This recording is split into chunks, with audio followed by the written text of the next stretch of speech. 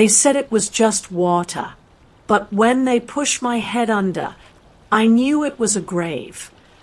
Every bride dreams of her wedding night. I did too, until mine began beside a river that whispered my name. The air was thick with incense, the moon was watching, and the man I loved was leading me straight into the dark. They said it was a cleansing, a tradition, a blessing before the vows. But love doesn't need blood, and blessings don't come with knives.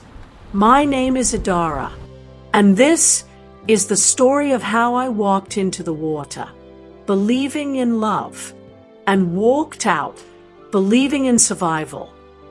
Young was the kind of man mothers prayed for. Polite, handsome, educated. He called me queen, said my laughter was his favorite sound. When he proposed, under a golden sunset by the water, I thought, this must be what answered prayers look like. His family was old money, the Effions of Aquacross. Respected, feared, envied. Mine, ordinary people. But love, I believed, erased class and status. How wrong I was. 3 nights before the wedding, while I was busy choosing flowers and final fittings, Young showed up at my parents' house. He looked restless. Dara, he said, there's something we must do before the wedding.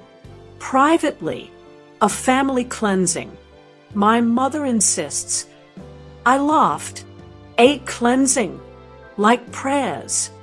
He only smiled, too tightly. It's tradition, he said.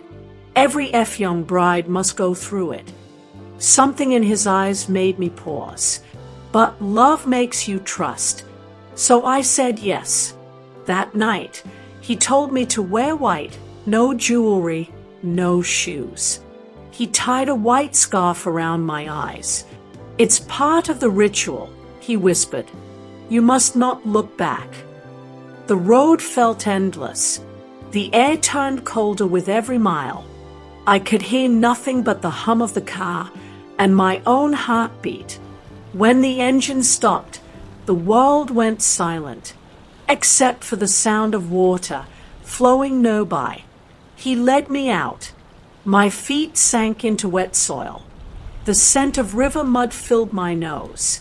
When he untied the blindfold, I gasped. The moon hung low over a river that looked black and alive. 2 old women stood by the bank, their eyes milky white, their faces painted with ash. One held a clay pot, the other a knife. What is this, Young? I asked. He didn't answer. It's for protection. My love. Don't fight it. They made me kneel in the water. The cold bit into my bones. Then one poured something hot over my shoulder. It burned like fire. The other began chanting, drawing strange symbols into my skin with the knife. Blood, smoke, ash. My vision blurred. Then one leaned close and whispered, You're not the first, but you might be the last. The world tilted, and everything went black. When I opened my eyes, I was lying on a raffia mat in a dim hut. The air smelled of herbs and decay. No Young. No phone. No shoes. A small boy stared at me from the doorway. His voice was flat. They usually don't wake up, he said. Feet took over.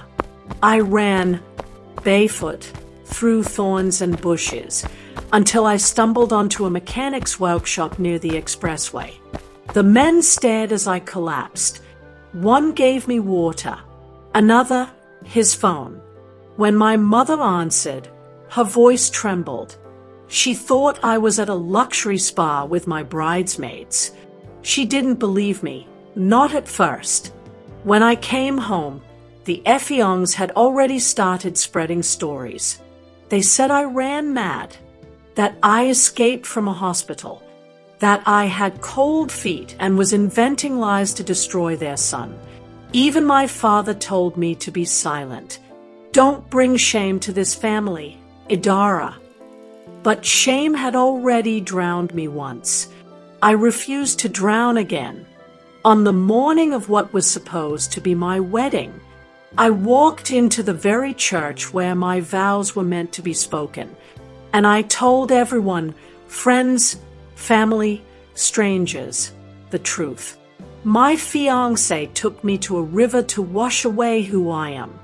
He didn't want a wife. He wanted a symbol, a puppet. And when I came back, he wanted my silence more than my love. The wedding was called off. Efyong's family denied everything.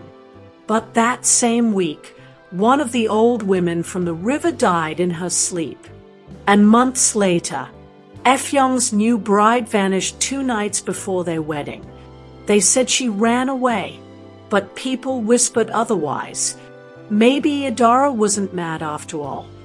If a man wants to cleanse you before marrying you, ask him why he chose you if you were so dirty to begin with. I survived the river, but I carry its scars, inside and out. Scars that remind me not every love is holy. Not every altar is safe. So I tell my story for every woman who's ever been told to submit until she disappears. For every bride walking blindfolded toward her own river. Because some rivers don't baptize, they bury. And sometimes the bravest thing you can do is walk away before the water reaches your feet. So, what do we learn from this story? Love should never demand your silence, your fear, or your blood. True love protects. It does not possess. When someone asks you to close your eyes in the name of love, open your spirit instead, because not every ritual is sacred, and not every altar is holy. Remember, sometimes survival begins the very moment you choose to walk away. If Idara's story moved you, don't keep it to yourself.